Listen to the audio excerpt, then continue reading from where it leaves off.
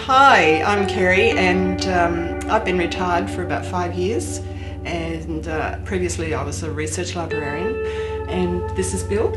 Hi, I'm Bill. I worked for 34 years in mainly tertiary teaching but also secondary teaching, and I've been retired quite a long while. Yeah, I had a job with the State Electricity Commission of Victoria, and it was in the library, research library, and I was just amazed at the number of research scientists that were employed by the Commission. Just didn't realise what a big industry it was, and this was all state-owned at the time.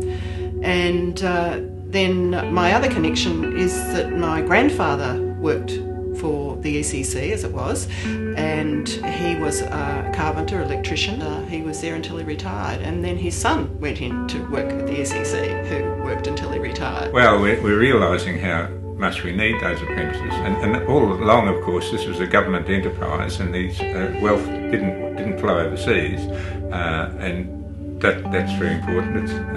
And there were caps kept on the prices that people paid for their electricity, so it was as it should be with the public service. I was 15 before electricity was brought to the small town I lived in, so I really see the importance of electricity for your standard of living. I mean, you cannot do without electricity, and it may sensitise me, but there are a lot of people who can't economise.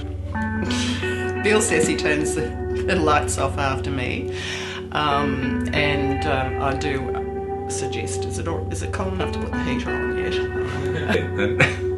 I don't know about you, but I'm getting on a bit, and I feel the cold, and I know a lot of people do. So if you don't have adequate warmth, life is pretty miserable, and we can't have adequate warmth if the prices are too high. It's as simple as that. You know, people economise on their power, and people are sacrificing food so that they can pay their power bills, and that's pretty bad.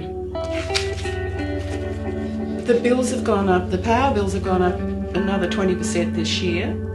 Where's it going to end? This all started when the State Electricity Commission was sold off by the Liberals in the 90s.